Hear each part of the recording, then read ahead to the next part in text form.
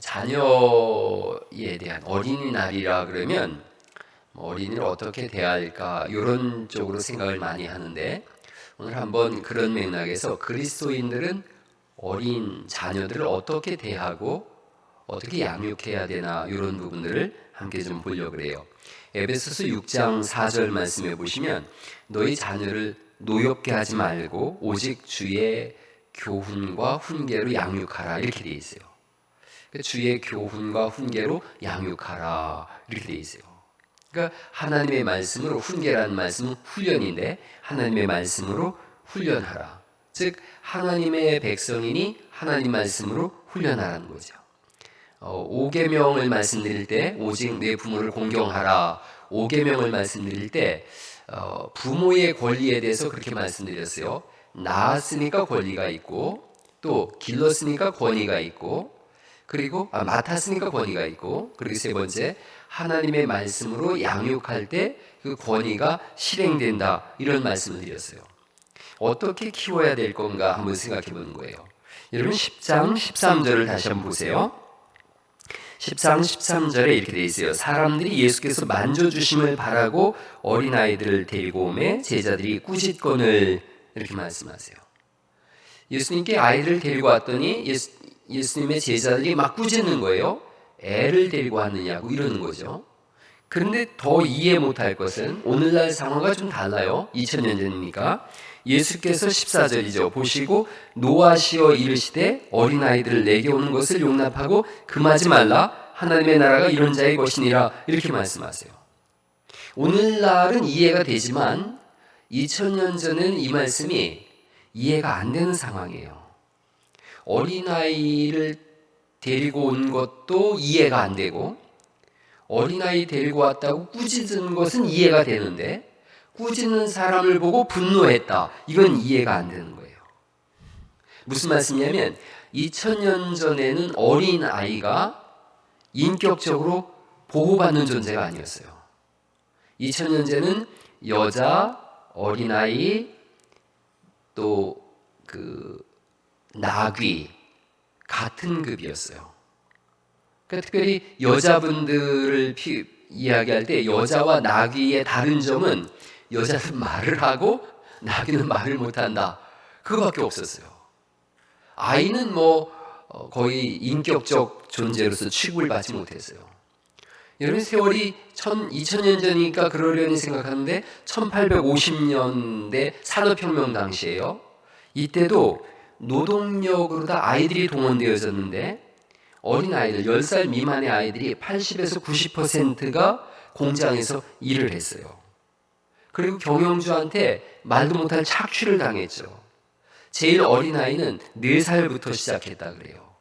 그리고 하루에 12시간 정도에서 16시간 동안 일을 했어요. 그러니까 4살에서 10살 배기 아기들이 12시간에서 16시간씩 매일 일을 했어요. 매일. 쉬는 날이 하루도 없이. 그리고 어린이니까 이 아이라는 입장이기 때문에 임금도 10%에서 20%밖에는 주지 않았어요. 착취를 당한 거죠. 산업혁명이 일어나면서 굴뚝이 높이 세워졌어요. 굴뚝 청소를 해야 되는데 쉽지가 않은 거예요. 거기 들어갈 수 있는 아이는 5, 6살 된 아이예요. 굴뚝에 들어갈 수 있는 아이가. 그러니까 위에서 줄을 맵니다. 줄을 아이 몸에 묶고 아이 몸에 헝겊을 잔뜩 잇댄 다음에 밑으로 이렇게 뚝 떨어뜨려요. 그럼 아이가 막 허브적허브적 하면서 굴뚝 청소가 되어져요. 그럼 또 끌어올려요. 이렇게 대여섯 번을 하는 거예요. 그러니까 아이는 그 재투성이가 되어지는 데다가 공장에서 난 매연이니까요. 이런 것들 인해서 정말로 20살을 못 넘기고 죽었어요. 숯검댕이를 걷어내는 일을 한 거죠. 또 어리니까 일을 잘 못하잖아요. 구타하는 일은 예사로 진행되어졌어요. 그래서 대략 17살에서 20살 될 때 다 죽었어요. 노동자 어린이의 평균 수명이 17살에서 20살이었어요. 1800년대도 그랬어요. 이 역사적으로 19세기를 여성을 발견한 시대다 이렇게 표현해요. 그러니까 19세기에 들어서서야 여자도 여자의 사람 취급을 받은 거예요. 우리나라는 20세기 들어와서나 비로소 이 밥상 위에서 같이 밥을 먹은 거예요. 20세기에 들어왔을 때 어린이를 발견한 시대다 이렇게 얘기를 해요. 그리고 21세기, 오늘날 21세기는 노인을 발견한 시대다 이렇게 표현해요. 그러니까 20세기 들어와서야 어린이를 사람 취급한 거예요. 우리나라는 뭐 말할 것도 없어요. 1920년대 우리나라가 일본 식민지 있을 때 어린이라는 말 자체가 없었어요. 그냥 이놈, 어린 것, 그리고 보통은 애, 새끼 이렇게 쓰였어요. 그러니까 네 집 애 새끼야 이렇게 얘기를 하는 거예요. 그러니까 어린이라는 말 자체를 몰랐던 거죠. 어린이라는 말은 높임말이에요. 어른, 저희 그럴 때 어린, 그분 이렇게 높이는 말이에요. 이게 일본 유학생이었던 소파 방종환 선생님이 어린이를 보면서 미래를 봤다는 거예요. 그래서 처음으로 어린 사람을 높여서 어린이라는 말을 썼어요. 그리고 하나의 인격체로 사용되어졌던 거죠.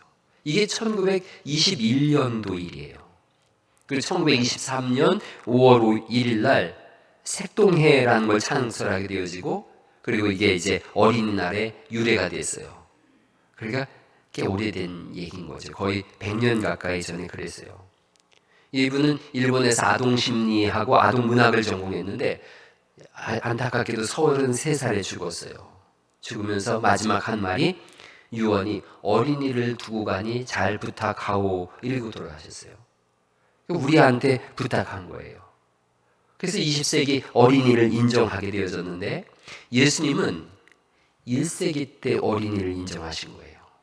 그러니까 1920년대에 처음 어린이 그랬는데 예수님은 BC 30년, AD 30년 요때 어린이를 인정하신 거예요. 그래서 어린아이가 내게 온 걸 용납해라. 16절에는 절정입니다. 이 말씀이 절정이에요. 그 어린아이들을 안고, 한두 아이가 아니죠. 한두 명 얘기하는 게 아니에요. 아이들을 안고 그들 위에 안수하시고 축복하셨다 이렇게 돼 있어요. 예수님은 전혀 다른 상황을 살아가세요. 마르다와 마리아가 있는데 마르다는 부엌에서 일을 했어요. 마리아는 예수님 발치에 앉아 있었거든요. 그는 예수님의 제자란 뜻이에요. 그러니까 1세기 때 여자는 사람 취급을 못 받을 때 예수님은 여자를 제자로 받아들이셨어요. 그리고 어린이라는 개념 자체가 없었는데 그 시대에 어린이를 인격으로 받아들이셨어요. 근데 우리나라는 아직까지도 오늘날도 그런 문화가 있어요. 어른이 손님이 오시면 아이들 보고 들어가라 그러죠. 니들 들어가 있어라 이래요. 유대인들은 다르다 그래요. 어른이 손님이 오면 아이들 다 나오라 그런다 그래요. 왜 뭐가 다르냐면 모여서 하는 이야기가 다른 거예요. 어른들이 우리나라는 모였을 때 하는 이야기가 아이들한테 그렇게 크게 인격 형성을 이룰 수 있는 그런 대화들이 잘 안 이루어지는 거죠. 그냥 뭐 시시한 얘기, 잡다한 얘기, 시중에 오가는 얘기 이런 얘기들이 오가는 거예요. 유대인들은 손님이 오면 대화의 중심에 하나님이 있어요. 그래서 하나님이 어떻게 우리를 인도해내셨으며 어떻게 출애굽하게 하셨고 어떻게 우리에게 복을 주시는지 이런 걸 얘기해요. 또 가능한 이유가 이들이 13살쯤 돼서 성인식을 하게 되는데 성인식의 시험이 모세오경을 외우는 거예요. 창세기, 출애굽기, 레위기, 민수기, 신명기를 히브리어로다가 다 외워야 돼요. 그러니까 이들은 입을 열면 하나님에 대한 이야기를 나누는 거예요. 그들의 문화예요. 그 문화 속에서 그 이야기를 들으면서 아이들이 미래를 봐요. 하나님이 나를 도우시는구나. 하나님이 이끄시는구나. 이걸 생각하는 거죠. 또 우리는 어른들이 모여서 뭐 그냥 그런 들어봐야 별 볼 일 없는 얘기를 하니까 너 들어가서 공부나 해. 이렇게 된다는 거죠. 그러니까 아이들이 들을 수 있는 이야기들이 없는 거예요. 또 아이들을 인격 취급도 안 해요. 교인이 몇 명이나 돼요? 그래서 200명 좀 넘어요. 그래? 어른은 몇 명이나 되는데? 어른만 교인이라고 생각해요. 이 머릿속에는 어떤 생각이냐면 어릴 때 여러분 시장터에서 뱀 장수가 와서 뭐 얘기하면서 뭐라 그래요? 애들은 가라 그러죠? 왜 애들 가라 그러는지 아시죠? 뱀 장수가 뱀 들고 사는 이야기가 음담패설이거든요. 좋은 내용이 아니에요. 그러니까 애들은 가라 이러거든요. 우리 머릿속에는 애들은 가라 이런 생각이 있는 거죠. 예수님은 전혀 다르게 말씀하세요. 아이들이 내게 오는 걸 용납하지 마, 용납해라. 하나님 나라가 이런 거 자의 어린이의 것이다. 그리고 안고 안수기도 하시죠. 어린이는 안병옥 교수가 한 이야기를 보니까 제가 공감되어져요. 그래서 우리 교회에서 제가 안 하는 것 중에 하나가 어린아이를 야단치는 걸 제가 안 합니다. 목회하면서 지금까지 25년 됐는데 아이들을 향해서 소리를 지른다거나 아이들을 혼을 낸다거나 그런 본 적이 한 번도 없어요. 여러분이 아시다시피 우리 교회는 온 가족이 모여서 예배하거든요. 제가 개척할 때부터 그렇게 했어요. 그래서 아이들도 같이 예배하는데 아이들 떠들기도 하고 막 예배 시간에 뛰어다니기도 하는데 저는 되게 예쁘더라고요. 저 아이들이 이 시간에 교회에 와 있다는 것도 신기하고. 안병옥 교수가 쓴 어린이 예찬이에요. 어린이의 맑은 눈동자는 수정처럼 아름답다. 어린이의 손은 고사리처럼 귀엽다. 어린이의 피부는 희고 연하고 따뜻하고 보드랍다. 잠자는 어린이의 모습은 천사 같다. 물론 잠 잘 때만 천사 같아요. 어린이의 맑은 웃음 속에는 천국이 있다. 소꿉장난에 일사불란으로 열중하는 어린이의 정열, 자유자재로 상상화를 그리는 어린이의 분방한 천재성, 어린이는 분명 하나님의 귀여운 자녀다. 그래요. 세상에서 가장 아름다운 거 두 가지가 있대요. 동심, 어린아이의 마음이죠. 그리고 모심, 엄마의 마음이에요. 어린이는 아무리 들여다봐도 예쁜걸요. 그래서 어린이를 혼내는 일은 여간 어려운 일이 아니에요. 저는 교회 소원이 그 어린아이들의 그 눈동자를 바라보면서 평생을 아이를 위해 헌신할 수 있는 그런 주일학교 교사들이 있었으면 좋겠어요. 평생 어린아이들만 보면서 좋아서 어쩔 줄 모르고 그 아이들에게 하나님의 말씀을 전하기 위해서 평생 불붙는 그런 교사가 있으면 얼마나 좋을까 그런 생각을 해요. 그래서 교회의 주일학교가 더 이상 3D 직종이 아니라 더티, difficult, dangerous, 그 3D 직종이라면서요. 근데 아이들을 보면 더럽지가 않은 거예요. 얼마나 예쁜데요. 아이들 혼내지 않는 이유 중에 하나가 또 어린아이 때 교회에서 책망을 들은 추억이 있으면 어른이 돼서 다시는 교회 안 갑니다. 어릴 때 어떤 말 한마디가 상처가 되어지면 교회하고 담을 쌓는 걸요. 그럼 구원의 길이 막히거든요. 그래서 어린아이를 대할 때는 자신의 감정과 상관없이 맑음으로 대하는 거죠. 인격으로 대하는 거예요. 전에 말씀드린 것처럼 서울의 어떤 교회는 어린이 집사님, 어린이 장로님을 세워요. 물론 호칭만 좀 달라요. 집사님은 도우미, 장로님은 섬김이 이렇게 해서 호칭을 부르는데 어쨌든 어린이 장로님, 그게 당회도 열게 한다는 거예요. 어린이들끼리. 우린 좀 웃긴다고 생각하지만 얼마나 그들이 진지하게 당회를 여는지 모른다는 거예요. 그래서 상의를 한대요. 주일학교에 대수사를 나눌 때 전도사님, 또 부장집사님, 당회원 어린이 모여가지고 의견을 나눈다는 거예요. 예수님을 한 인격으로 보는 거죠. 어떤 그런 가정이 있었대요. 대학 입시에서 떨어지고 재수를 거쳐서 재수 거치면 이제 삼수를 거치고 그리고 그 다음은 장수라 그래요. 장수에 들어간 집이에요. 아이가 자꾸 떨어지니까 온 집안 식구들이 긴장해서 떨어진다는 말을 못하는 거예요. 그래서 이렇게 밥 먹다가 젓가락 떨어지면 아이고 젓가락이 땅에 붙었네 이렇게 얘기하는 거지. 가다 미끄러지면 아이고 엉덩이가 땅에 붙었어 이러면서 조심스럽게 대하는 거예요. 어린이 인격으로 대해야 돼요. 그래야 인격적인 사람이 되어져요. 잭 웰치라고 제너럴 일렉트릭 GE의 CEO였던 사람이 있어요. 대단한 사람이죠. 어릴 때 말을 더듬었대요. 친구들이 자꾸 놀리는데 그 엄마가 다르게 얘기했다는 거예요. 아이들이 자꾸 내가 말 더듬는다고 놀려요. 그랬더니 엄마가 야, 그 다르게 생각해봐. 너는 머리의 생각이 너무 빠르게 앞질러 가서 그 생각을 말이 미처 못 따라가서 말을 더듬는 거야. 그 아이들은 생각이 그렇게 안 빠르기 때문에 말과 생각이 같이 가는 것뿐이야. 아이가 크게 이 자존감이 생겼어요. 학교에 가서 말을 더듬을 때 아이들이 놀리면 속으로 그러는 거예요. 그래, 너는 생각이 빠르질 않아서 그렇지. 난 생각이 빨라서 그래. 그러면서 자신감이 생겨서 달라졌다는 거죠. 인격체로 대하면 그 아이에 대한 반응이 달라져요. 부모가 자녀를 어떻게 키울까? 어려도 인격체로 대해주면 인격체로 자라나요. 또 하나는 여기 본문에 보시면 아이들을 데리고 왔다 이렇게 돼 있어요. 데리고 오매. 부모의 할 일이 뭔가? 아이들을 데리고 오는 거예요. 데리고 오는 목적도 있죠. 예수께서 만져주심을 바라고, 이 만져주심을 세번역에는 그렇게 돼 있어요. 예수님께서 쓰다듬어 주시기를 바라고. 그 부모가 예수님을 존중하고 있는 거예요. 예수님을 따르는 거예요. 우리 예수님이 머리만 한번 쓰다듬어 주셔도 좋겠다 이 생각을 하는 거죠. 그래서 데리고 온 거예요.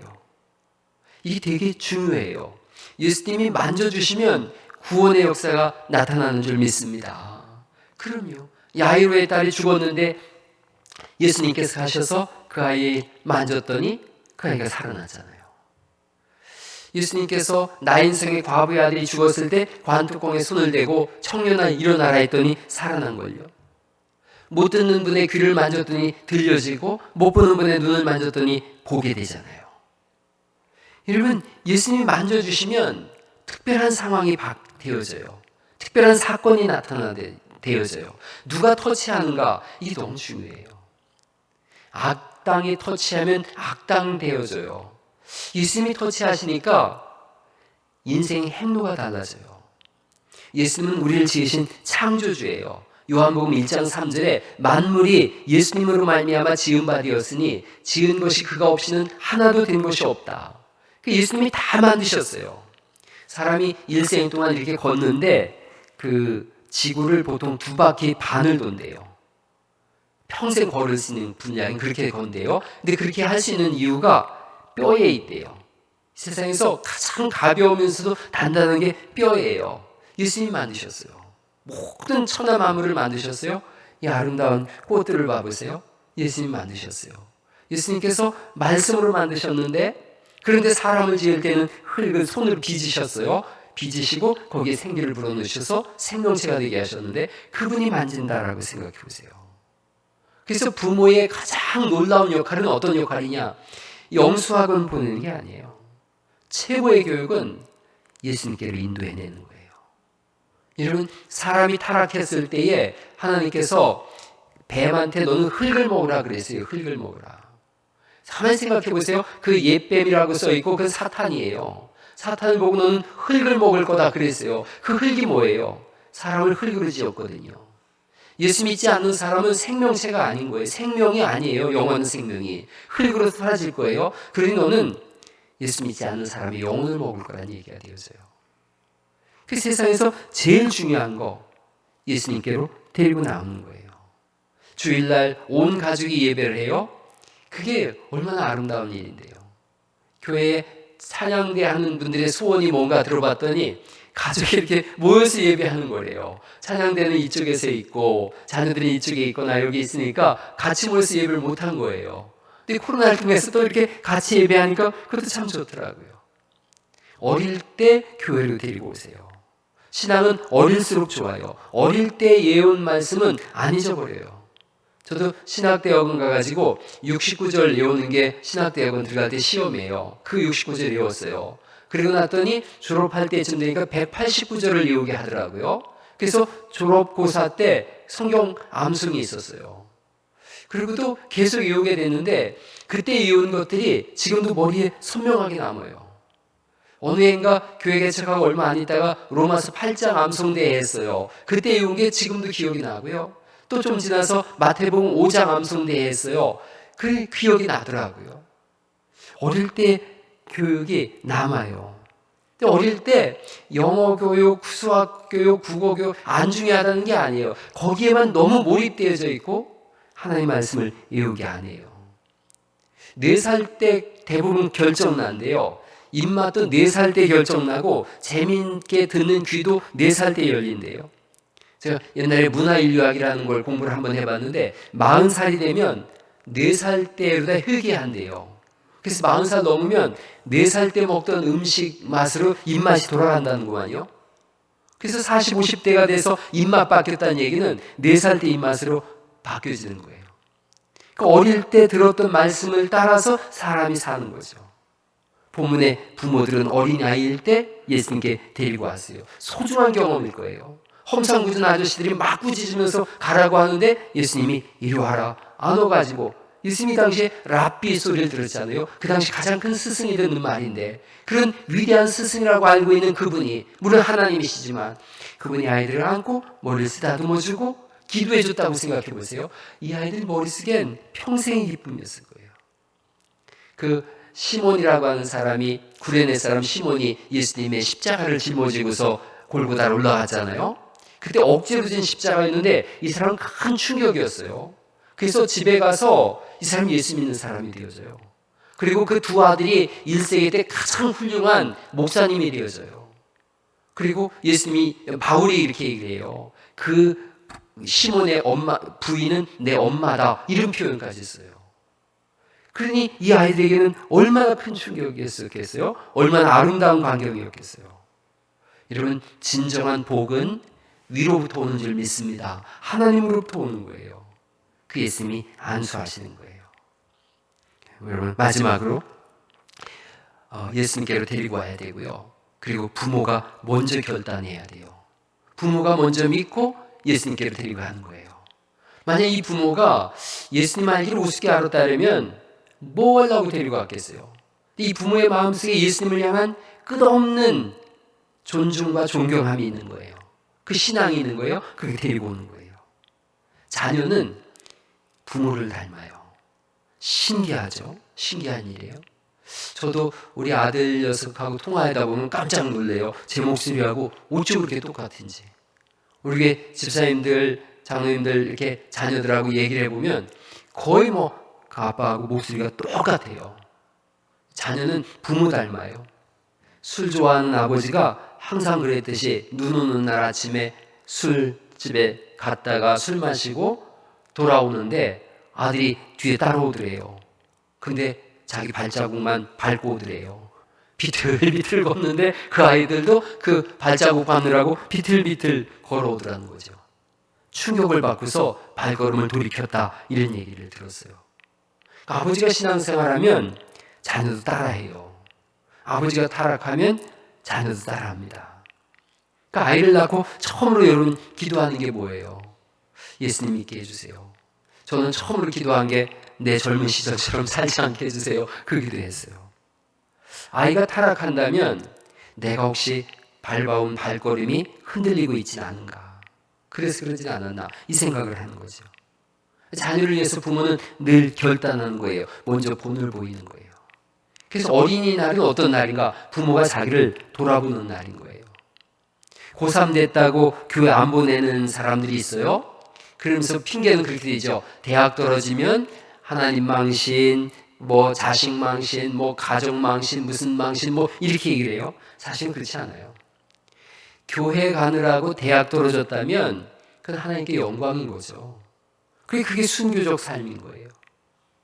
주일학교와 학원이 겹칠 때 많은 부모들이 학원을 먼저 보내더라고요. 오늘 앙케이트 조사를 했어요, 오래전에. 그럴 때 학원 먼저 보낼 건가, 교회 먼저 보낼 건가, 이 주일날고 주일 예배하고 학원이 겹칠 때 중직자들의 57%는 학원을 보낸다 그랬대요. 근데 서리 집사님들 중에 66%가 교회를 먼저 보내겠다 그랬대요. 이게 뭔가 바뀐 거예요. 서리 집사님과 중직자들이 바뀌어야 될 형편인 것 같아요. 그러니까 분명한 신앙의 모습을 보여줘야 돼요. 요즘 젊은 부모들은 뭐 종교는 자유다, 그게 정신 나간 소리예요. 최고의 복이 뭔가? 신앙을 유전하는 것인 줄 믿으시기 바랍니다. 예수님이 저를 구원하셨음을 분명히 알게 하고 그 예수님을 따라서 평생을 살아갈 수 있도록 이끌어가는 거예요. 우리가 물려줄 수 있는 가장 중요한 유산, 물려줄 수 있는 유일한 유산은 신앙입니다. 신앙만 유산할 수 있다면, 신앙만 물려줄 수 있다면 그거보다 행복한 일은 없어요. 여러분들도 가정에서 자녀들한테 놓고 무슨 얘기하세요? 우리 집도 똑같은 얘기예요. 야, 물려줄 돈이 없다. 믿음은 물려줄게. 믿음만 물려주면 좋겠다. 그러니까 아이들도 얘기해요. 믿음 물려주셨으면 됐지요, 뭐. 이게 되게 중요해요. 여러분 잘 생각해 보세요. 이 땅에서 100년을 최고의 행복으로 살았어요.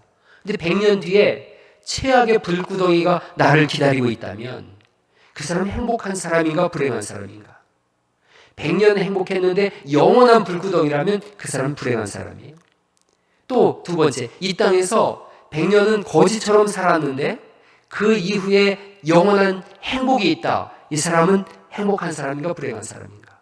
이 세상에서는 막 죽을 고생을 다하고 살았는데 그 뒤에 영원한 행복이 있다면.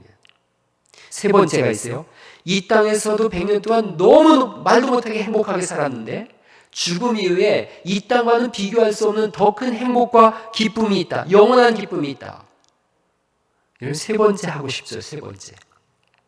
첫 번째는 어떤 사람이냐면 예수님 믿지 않고 부자로 살다가 죽은 누가복음 16장의 부자의 이야기예요.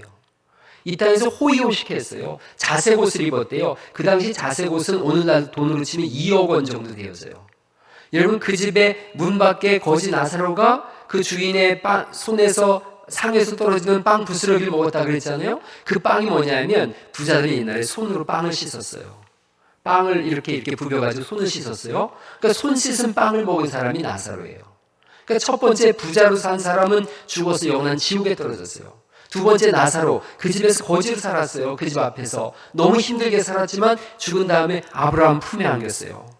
그 이 사람은 이 세상에서 고단했지만 죽은 이후에는 영원한 기쁨이 있었던 거죠. 세 번째 사람, 우리가 제일 좋아할 수 있는 세 번째 사람 누구냐? 디모데 같은 거예요. 디모데 모친 유니게, 그리고 외조모 로이스. 그 밑에서 어릴 때부터 성경으로 가르침을 받았어요. 칭찬을 듣는 모범 청년이 됐어요. 장로들의 안수식에서 목사로 안수를 받았어요. 디모데전서 4장인 거죠. 바울이 디모데를 가리켜서 나와 함께 수고한 사람이라고 말하고 있고 내 귀하고 신실한 아들이라고 말씀하고 있고, 우리가 요즘 디모데 에베소서를 보고 있는데 바울이 에베소의 후임 목사를 세우고, 그래서 저나 여러분이나 꿈은 그런 거예요. 우리가 바울처럼 준비하고 우리의 자녀들이 디모데처럼 쓰임받는 거죠. 첫 번째는 비극이에요. 두 번째도 좀 힘들어요. 이 세상에서 삶이 고단하니까. 그래서 여러분이 믿음을 잘 물려준다면 우리의 품 안에서 자란 자녀들은 디모데 같은 사람이 될 줄 믿습니다. 어릴 때 중요해요. 지금 청년은 39살까지 청년이라 그러거든요. 근데 이 청년이 왜 중요하냐면 10살, 그러니까 10살부터 14살까지 예수님 영접한 사람이 12% 정도 된대요. 그리고 이제 조금씩 나이가 올라가면서 예수님 영접하는 퍼센테이지도 좀 높은데 15에서 19살까지가 제일 높더라고요. 15, 19살까지가 중학생, 고등학생 때죠. 이때 26% 정도가 예수님 영접한대요. 그러면서 조금씩 떨어져서 39살까지, 그러니까 태어나서 39살까지가 85.3% 예수님 영접한대요. 40살이 넘으면 예수님 믿는다는 게 거의 불가능하대요. 자기 생각이 딱 굳어져 있어서. 아주 적은 숫자만 15% 정도만 예수님을 영접하는 거예요. 그렇게 보면 청년 때까지, 어린아이서부터 청년 39살까지가 예수님을 믿게 하는 황금기예요. 그때 부모의 영향력 속에 있거든요. 그래서 부모가 자기만 혼자 예수 믿으면 안 되는 거예요. 자녀들에게 예수님을 믿을 수 있도록 본을 보이고 신앙교육을 시켜야 되는 거죠. 그래서 어릴 때부터 성실하게 예배 출석하는 거, 또 교회에서 헌신하는 거, 본을 보이는 거예요. 우리 집도 11조 훈련을 시켰어요. 근데 어릴 때 시켰는데 크니까 얘기를 안 했는데도 두 아이가 잘 하더라고요. 뭐 조금밖에 못 벌지만 그래도 열심히 11조 생활을 하더라고요.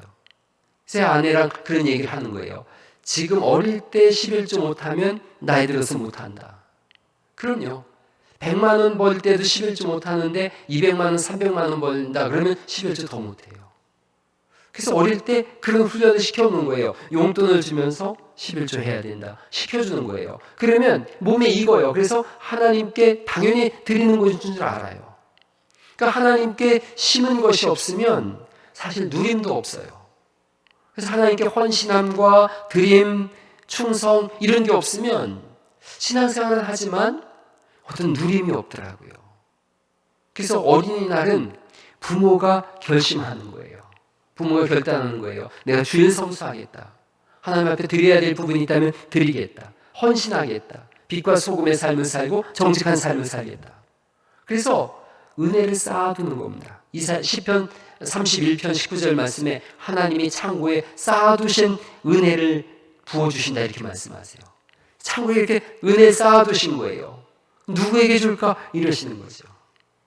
여러분, 어린이날 부모 반성하라고 만든 날인 것 같아요. 전 생각에. 그래서 자기를 돌아보는 거예요. 나이를 어떻게 키울까? 내가 불성실한 태도로 신앙생활을 했다면 돌이켜야 되겠다. 그래서 나를 바라보는 아이도 성실한 신앙의 삶을 살아갈 수 있도록 그렇게 이끌어가야 되겠다. 종종 제가 그런 말을 합니다. 자녀는 하나님이 지어주신 가장 의미 있는 십자가다. 자녀가 십자가예요. 그래서 놀 수도 없고 꼭 붙잡고 가야 되는데 붙잡고 가는데 내가 어디로 가느냐에 따라서 그 자녀의 인생 행로가 결정되어집니다. 평생에 그 자녀들에게 본을 보이는 신앙생활을 하셔서 믿음의 명가들을 이뤄갈 수 있기를 예수님의 이름으로 축원합니다.